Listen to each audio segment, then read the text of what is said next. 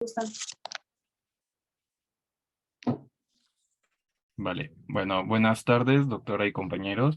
Nosotros somos de nuevo el equipo 6 y ahora nos tocó exponer síndromes medulares. El equipo está conformado por mi compañera García Hernández, Daniela Maite y su servidor Mora Flores Yair. Bueno, más que nada vamos a empezar primero con una breve introducción, nada más a especificar ciertas cosas que nos van a ayudar para el tema.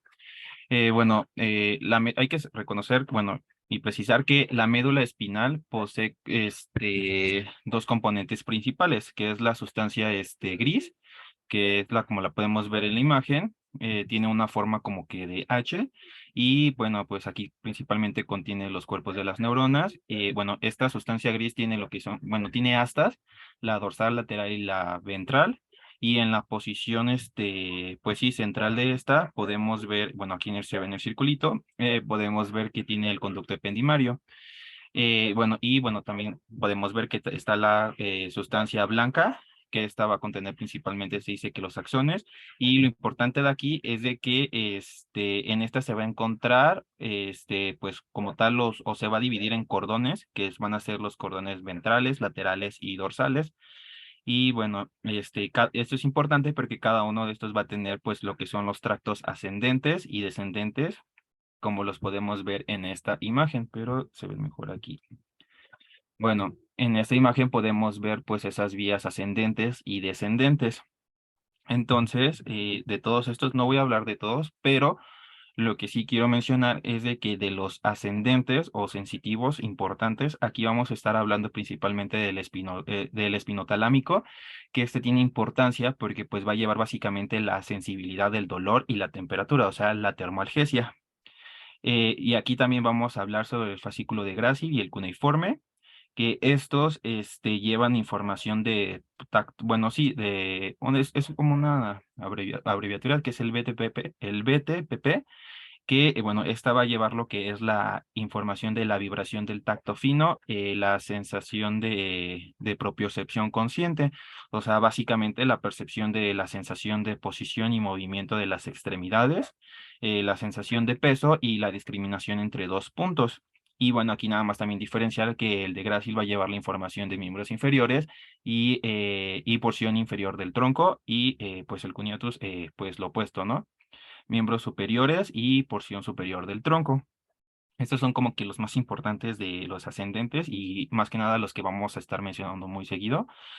Y bueno, también tenemos pues los otros de las vías descendentes o también llamados motores. Y aquí pues vamos a hablar principalmente del córtico espinal, que tiene pues vamos a ver que tiene características de segmentos sacros, lumbar, torácico y cervical. Y pues básicamente estos nos van a ayudar al movimiento voluntario, tanto de manos, de pies, de dedos, y estos son contralaterales. Y bueno, pues este es el tracto más importante de los descendentes. Pues sí, son de los tres que más vamos a hablar en la presentación. Aquí nada más les quise poner estos cuadros que son las diferencias de los síndromes de neuronas motora superior y, bueno, y de la inferior, porque varias de las patologías van a presentar estos síndromes. Entonces, pues más que nada para que lo conozcan. Bueno, cuando decimos de las neuronas motoras superiores, sabemos que estas van a ser las responsables de transportar, pues sí, esa información motora desde la corteza cerebral y pues sí, el tronco encefálico hasta la médula espinal y las neuronas motoras inferiores pues sí, va a manejar esa información pues motora de las neuronas motoras superiores a la médula espinal hasta ¿cómo se llama? A los músculos esqueléticos para pues que se pueda llegar a hacer el movimiento. Entonces, como podemos ver, el síndrome de neurona motora superior se va a caracterizar por una parálisis espástica, hiperreflexia. Aquí va a ver lo que es el signo de Babinski positivo. Va a haber un incremento del tono muscular y una atrofia por desuso. Y pues el síndrome de neurona motora inferior pues va a ser lo opuesto, ¿no? Una parálisis flácida, puede llegar a haber arreflexia, fasciculaciones, o sea, contracciones o tirones breves y espontáneos en el músculo y disminución del tono muscular y una atrofia. Entonces es importante que se quede con esto pues sí, para poder revisar ahorita más adelante los temas y para que le entienda. Bueno, tenemos 7 síndromes medulares. Entonces vamos a empezar con el primero. El primero es el síndrome de hemisección medular o el de Brown, creo que hace tiempo se llamaba el de Brown-Séquard. Bueno, como lo podemos ver en esta imagen, se llama hemisección porque pues va a afectar como tal, pues la mitad de la médula. Puede ser tanto izquierda como también puede ser del lado derecho. Y básicamente aquí se van a afectar los tractos corticoespinales, los que les había mencionado, las columnas, pues sí, las columnas dorsales o los cordones posteriores y los tractos espinotalámicos. Pues obviamente esto del lado, pues sí, ha afectado, ¿no? Entonces, bueno, pues va a afectar a la mitad de la médula espinal, ya sea izquierda o derecha. Se dice que representa entre el 1 y el 4% de todas las lesiones medulares traumáticas. Se dice también que ocurre en mayor frecuencia en la columna cervical y esto más que nada en contexto en lesiones por hiperextensión. También se dice que en países de vías de desarrollo, pues las caídas domésticas o las laborales son las que predominan, a diferencia de los países desarrollados. Más que nada aquí las principales causas va a ser accidentes automovilísticos, va a tener un gran porcentaje, heridas por arma blanca, por arma de fuego, hasta lesiones deportivas, ¿no? Hasta se dice que también parálisis de los buzos o caídas de alturas. Y estos serían de causas traumáticas. De causas no traumáticas, pues podríamos hablar de neoplasias espinales, se dice aquí principalmente de las interaxiales. Pero bueno, aquí básicamente, como les había mencionado, van a estar afectados pues los tractos que les mencioné y por lo tanto va a haber una pérdida de la función motora ipsilateral asociada con un déficit de sensibilidad superficial, o sea, dolor y temperatura contralateral. Eso es lo que lo va a caracterizar. Entonces, pues aquí les puse como que es como un ejemplo para que lo vayamos aterrizando un poco más. Es un ejemplo de de una persona, por así decirlo, que tuvo una lesión del lado derecho, entonces tiene una hemisección derecha a nivel de C5, C6. Entonces, pues como sabemos, el resto de las neuronas motoras por debajo de la lesión van a presentar ausencia de inervación motora, sí, de inervación neuronal motora superior, y esto nos va a originar un síndrome de neurona motora superior. Como les había mencionado, entre sus manifestaciones de este síndrome, pues va a ser que va a haber una parálisis o una parestesia de tipo espástica. Obviamente aquí los reflejos osteotendinosos van a estar incrementados. Va a haber de igual forma un aumento del tono muscular. Aquí se llama, bueno, se hace alusión al famoso signo de la navaja, que es más que nada que cuando se hace un estiramiento pues suave al inicio, pues sí, del movimiento vamos a notar como que una resistencia. Luego esta va pues como que ceder de forma más o menos intensa. Y pues va, ya. Y bueno, también sería que va a haber una hiperreflexia. Entonces, por eso es que les mencionaba anterior el síndrome de neurona motora superior, porque pues va a presentar todas estas características. De igual forma, se dice que en una fase aguda puede llegar a haber una hipotonía o una reflexia, pero bueno, igual debajo de la lesión, pero después, ya sean días o a lo mejor semanas, puede llegar a presentar esta hiperreflexia que es característica de este síndrome de neurona motora superior. Y bueno, pues como les había mencionado, este síndrome también va a tener unos reflejos patológicos. Aquí vamos a hablar del signo de Babinski. Eh, Ahora, hablando cuando llega a afectar, bueno, va a afectar el tracto espinotalámico y como, bueno, les había mencionado, va a llevar lo que es la termoalgesia, pero esto va a ser del lado opuesto, entonces el paciente pues va a llevar, pues va a perder esta termoalgesia del lado opuesto. En este caso, les había mencionado que era un paciente que tuvo una lesión del lado derecho. Sería del lado, bueno, ahí en la diapositiva sería el lado izquierdo, ¿no, doctor? Sí, Es que puso pérdida de termalgesia al lado derecho. sí, perdón, una Si la disculpa. lesión es derecha, ahí del Ajá. lado derecho vamos a perder la sensibilidad y del lado contralateral vamos a tener pérdida tanto para el dolor y la temperatura. Sería del lado izquierdo. Sí, de hecho, bueno, ahí como les había mencionado en el ejemplo, tuvo la hemisección del lado derecho, entonces el lado izquierdo va a Entonces tener hay la que pérdida. cambiar, Ajá, sí, esa por pérdida de favor, y si termogesia. quiere lo pone incluso en mayúsculas. Ujú. Ujú. Sí, doctora. Bueno, y se dice que cuando hay afectación en este tracto, obviamente va a perder la termogenesia del lado contrario, pero se dice que es de 1 a 2 niveles debajo de la lesión. Entonces, como les había dicho que era la lesión a nivel de C5, C6, pues va a ser aproximadamente a partir de C8. Y bueno, eso es hablando del tracto espinotalámico y el corticoespinal, pero también les había mencionado que van a estar afectados los cordones dorsales. Y estos cordones dorsales, pues lo que pues dan o brindan es lo que era lo del PPT, lo de la vibración, pues sí, lo que les había mencionado de la vibración tacto fino, sensación propioceptiva, la sensación de peso y la discriminación entre dos puntos. Entonces, pues básicamente el paciente pues también va a perder del mismo lado de la lesión, pues esto, entonces, para que lo tomen en cuenta. Y bueno, pues aquí este es un cuadrito, bueno, sí, una imagen de un cuadro en el que pues explica principalmente las características de que va a ser principalmente por traumatismo o si no es traumático puede ser por algún tumor, alguna compresión o una desmielinización. Y como les había mencionado, va a haber una debilidad ipsilateral de tipo neurona motora superior, y esto porque se va a afectar el córtico espinal. Va también debilidad, vibración y propiocepción por la columna dorsal debajo de la lesión. Y lo que les decíamos la doctora y yo, el dolor y la temperatura lo va a perder contralateral por el tracto espinotalámico. Y bueno, aquí más que nada, rápido, se dice que el diagnóstico se logra por exámenes exhaustivos, tanto físicos como neurológicos, y que el tratamiento pues va a depender como tal de la etiología y el sitio de la lesión, y pues se pueden implementar desde medicamentos analgésicos o corticosteroides para disminuir los síntomas hasta pues abordaje fisioterapéutico para mejorar y restaurar pues la fuerza muscular, la funcionalidad y la movilidad del paciente. Y leí también que de todos los síndromes, este es el que tiene mejor pronóstico de todas las enfermedades que van a causar daño medular.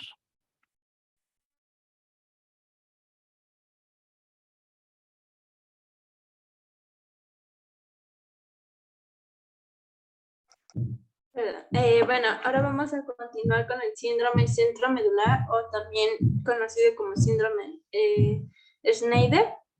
Y bueno, aquí la lesión se va a encontrar pues en la porción central de la médula, es decir, en el conducto epidermario que mi compañero ya les mencionó. Aquí este síndrome se puede dar de forma aguda, ya sea por alguna hemorragia o contusión después de algún traumatismo o de forma crónica, que la patología más común aquí es la siringomelia, la seringomiele, que pues va a ser una dilatación de este conducto epidermario o algunas otras cosas, pueden ser algunos tumores intramedulares, como puede ser el astrocitoma o ependimomas.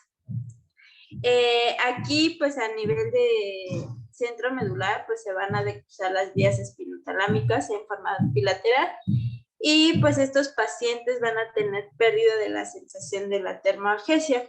Esto va a ser de forma bilateral y muchas veces estos pacientes que llegan a ir a consulta o así, pues suelen tener quemaduras o cicatrices de quemaduras, ya que pues estos pacientes no van a percibir la temperatura.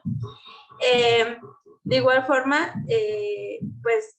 aquí los cordones posteriores van a estar conservados, por ende, como ya lo mencionó mi compañero que da los cordones posteriores, pues va a estar conservado la vibración, el tacto fino, la propiocepción consciente y la sensación de peso. Si alguna de estas lesiones se llega a extender pues lateralmente, pues va a afectar el arco reflejo osteotendinoso del estiramiento muscular, y pues si está interrumpido este arco reflejo, pues va a haber una disminución de este y por ende va a llevar a una hiporreflexia. Y a la larga, pues va a tener una atrofia por la falta de inervación. Si esta lesión se llega a extender en lo que son las astas anteriores, pues nos puede dar el síndrome de la motoneurona inferior, que igual viene siendo la hiporreflexia. Bueno, y los otros síntomas que ya mi compañero ya igual les mencioné anteriormente. De igual forma, si alguna de estas lesiones se llega a extender a las astas laterales y de la médula espinal y las vías descendientes reticulares, pues nos puede dar el síndrome de Horner. Este síndrome de Horner va a ser por una pérdida de simpática, de la inervación simpática, y esto, pues el paciente lo que va a tener es que la mitad de la cara, como pueden ver en la imagen, pues va a tener una disminución de la hendidura palpebral del lado afectado, o sea, una pseudoptosis. El paciente, la mitad de la cara que se va a encontrar afectada no va a sudar, a diferencia del otro lado. Va a tener anhidrosis, miosis, y esto porque pues se va a perder la inervación simpática. De igual forma, estos pacientes, la mitad de la cara que se llegue a encontrar afectada, pues presenta rubicundes facial, que esto pues por la falta de la inervación simpática, pues va a haber una pérdida del tono simpático y por ende una vasodilatación, y por eso la cara se llega a ver como rosada. Y si igual la lesión llega a afectar lo que es el tracto espinotalámico, pues este tracto espinotalámico se va a tener como segmentos, que va a estar el cervical, el torácico, el lumbar y el sacro. Y si afecta pues este tracto, pues va a ir afectando cada segmento, va a ir desde cervical hasta sacro, y a veces los pacientes suelen conservar pues la sensibilidad de dolor y temperatura en la región sacra, ya que pues este segmento va a ser el último en el que se afecte.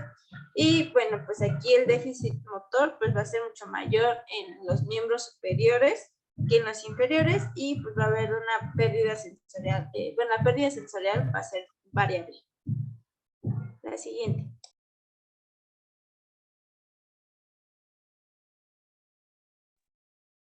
Bueno, ahora vamos a pasar por el síndrome de columna posterior.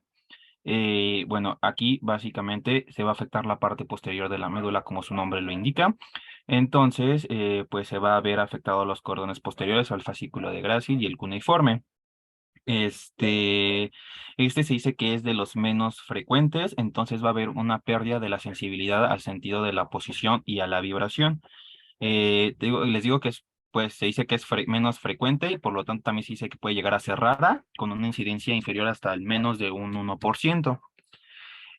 Bueno, se puede llegar a presentar por diversas etiologías, incluyendo trastornos desmielinizantes, condiciones degenerativas de la columna vertebral, por algunas neoplasias, anormalidades vasculares, entre otros.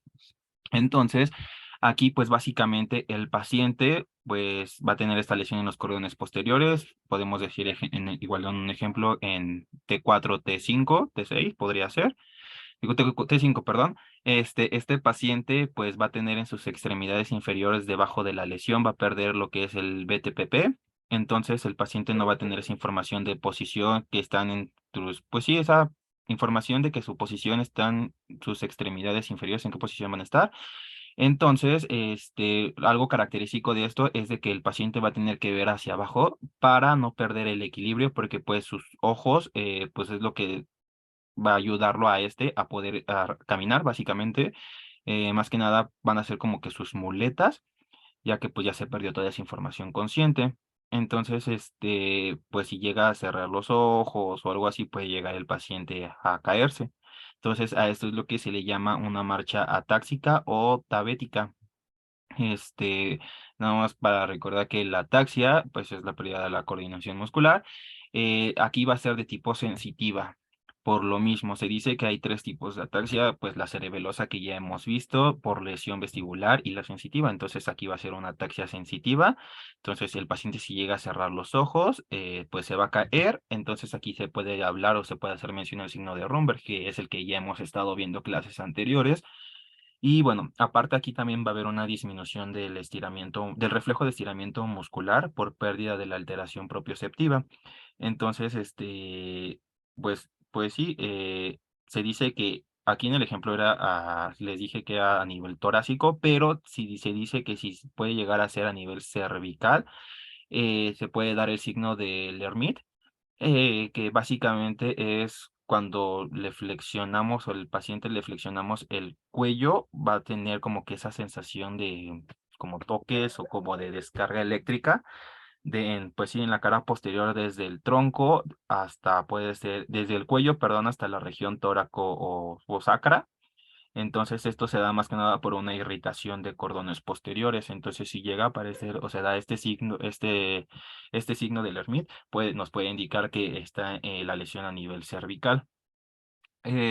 Bueno, el diagnóstico se realiza clínicamente y a veces con neuroimagen. Aquí, digamos, en esta imagen, es una resonancia magnética donde se puede llegar a ver ese, bueno, daño a nivel de C5 en los cordones posteriores. Y básicamente, igual como en las anteriores, el tratamiento va a estar indicado en la corrección de la causa, pues, subyacente.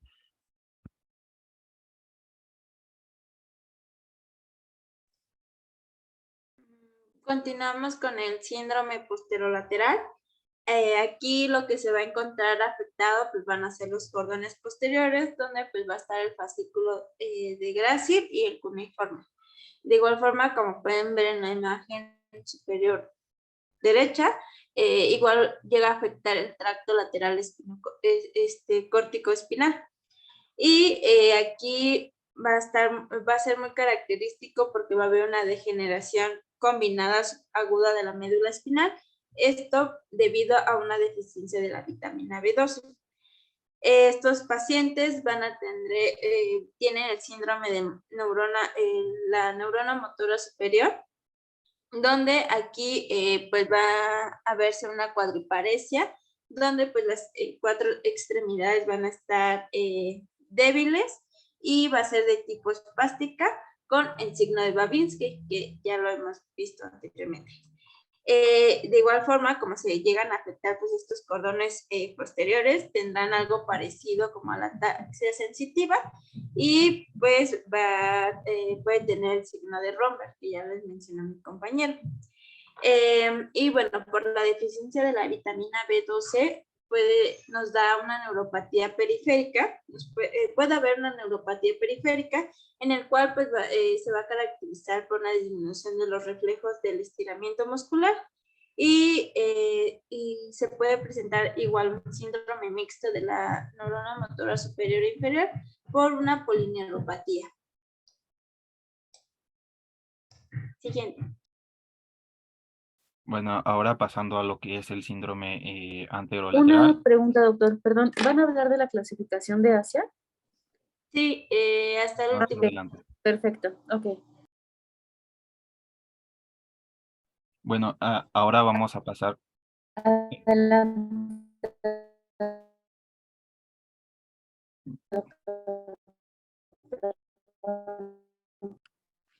Creo que se le está Continúe, doctor, cortando, perdón. doctor. Gracias. Bueno, ahora vamos a pasar con el síndrome anterolateral, que pues por su nombre pues ya sabemos en qué posición y posiblemente qué va a estar afectado, ¿no? Entonces, pues va a afectar al tracto corticoespinal. Entonces, por lo tanto, el paciente va a tener un síndrome de neurona motora superior por debajo de la lesión. También se puede llegar, o sea, si se llega, como es anterolateral, puede llegar a afectarse las astas anteriores. Entonces, aquí si se afecta esto, puede llegar a generar también un síndrome de neurona motora inferior. Entonces, algo que caracteriza como el anterior es de que básicamente pues puede ser un síndrome puramente motor, mixto, podemos tener esos dos síndromes de neuronas, el tanto superior y el inferior. Y algo característico también de esta es de que este síndrome va a ser característico por la esclerosis lateral amiotrófica, la ELA. Y bueno, como les había mencionado, pues puede tener combinados los síndromes de neurona motora superior y se dice que puede al principio tener tanto atrofia, luego puede llegar a tener esa hiperreflexia, que es característico cuando es superior, y posteriormente puede llegar por la falta de inervación, puede llegar a haber una hiporreflexia, que pues podríamos hablar aquí de un síndrome de neurona motora inferior. Y bueno, también se dice que por lo mismo de que es posterior anterolateral, También se puede llegar a afectar los núcleos motores del bulbo raquídeo. Aquí una disculpa, aquí nos equivocamos. Bueno, ahorita lo corregimos, pero es núcleo. Puede llegar a afectar el núcleo ambiguo y el núcleo hipogloso, que por lo tanto, si se afectan, entonces el paciente podría llegar a presentar parálisis de los músculos tanto del paladar, faringe y laringe, que son inervados por el núcleo ambiguo, y también de la lengua, porque está inervada por el hipogloso. Entonces puede llegar a también este paciente presentar disfagia, disartria o disfonía. Entonces lo característico de este síndrome, que es motor, puede llegar a ser mixto en algún momento y también va a afectar tanto al paladar, faringe y laringe.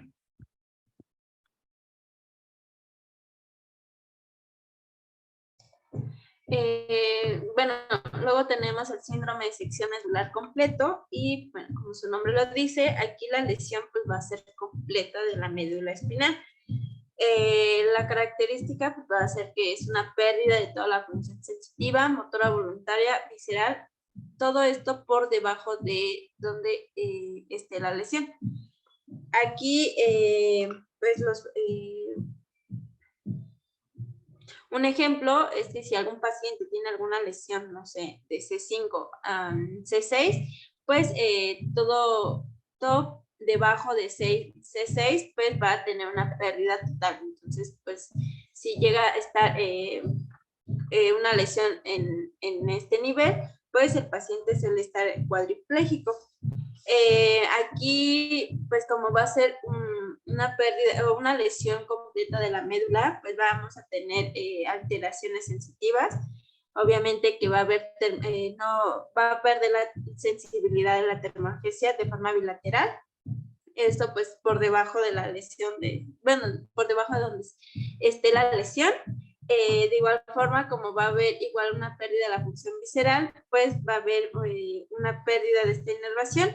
Y recordando un poquito, la inervación simpática se da, bueno, viene de C8 a L2 y la parasimpática de los segmentos C2 y C4. Entonces, los pacientes suelen tener aquí una vejiga retencionista, lo que en una fase aguda este paciente va a llegar con un globo vesical y pues hay que sondearlos para que drenemos esta orina.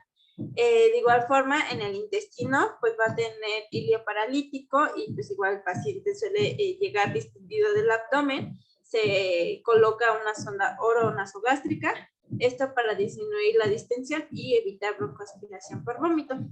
Y pues todo esto, como va a ser en una fase aguda, pues se le denomina choque espinal o medular. Este choque suele durar días, semanas o meses. Y en caso de que este choque se asocie con trastornos hemodinámicos, se le va a conocer como choque neurogénico. Este choque neurogénico va a ser se va a deber por una pérdida de la inervación simpática y al perderse el tono simpático, pues va a haber una vasodilatación periférica y como igual hay una pérdida de la inervación simpática en el corazón, pues estos pacientes van a estar bradicárdicos. Entonces, aquí algo característico de estos pacientes es que tienen la piel rosada y suelen estar tibia debido a esta vasodilatación que tienen. Y este choque neurogénico se presentan, bueno, estas lesiones se van a presentar a nivel cervical o torácico alto y en una fase tardía, pues va a persistir la parálisis y la anestesia, pero va a aparecer la hiperreflexia, la hipertonía y poco a poco las funciones intestinales pues van a empezar a tomar pues su función de forma autónoma.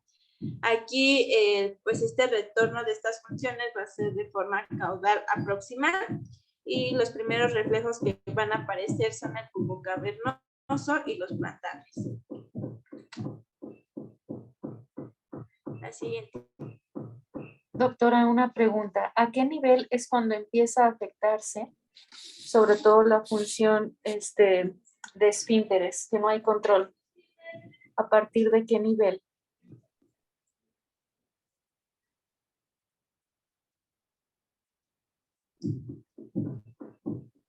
A nivel de sacro. No, es más arriba.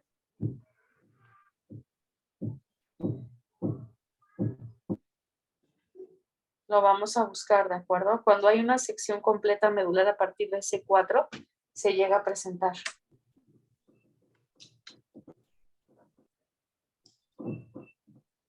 Adelante. Bueno, y ahora pasando al último síndrome, este va a ser el síndrome por oclusión de la arteria espinal anterior. Este es importante porque esta arteria, pues como tal, tiene amplio territorio medular. Se dice anterior más que nada, porque se dice que irriga los 2/3 anteriores de la médula. Entonces, pues este síndrome se puede llegar a presentar más frecuente de forma, se dice, habitualmente bilateral, por lo mismo de la irrigación, pero también puede llegar a ocurrir de forma unilateral. Principalmente va a ser secundaria la oclusión por aterosclerosis, por alguna por disección de de la aorta, por vasculitis, postraumático por fracturas de luxación, de columna vertebral, pues obviamente con una lesión, pues sí, medular, pero pues la más frecuente se dice que es por enfermedad aórtica. Bueno, por lo mismo de que pues afecta el territorio, o sea, irriga un gran territorio de la arteria, pues va a estar afectada, de la médula, perdón, va a estar afectado tanto los cordones anteriores, las astas anteriores de la médula y la región de los cordones laterales, pues en casi todo, pues sí, toda magnitud. Entonces, lo único que, como podemos ver en la imagen, los únicos que se van a salvar, pues van a ser los cordones posteriores. Por lo tanto, lo único que va a tener el paciente es ese, va a conservar el BTPP.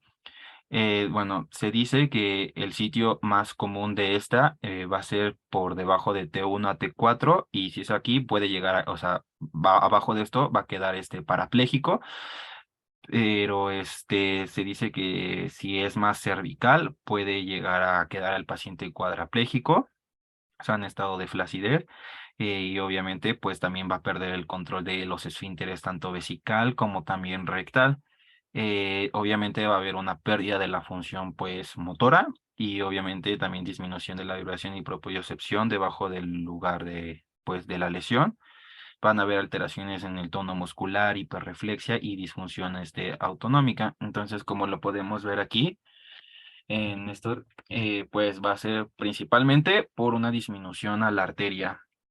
También puede llegar a generarse por un paro cardíaco, por una cirugía vascular o toracoabdominal, y básicamente va a haber pérdida de la función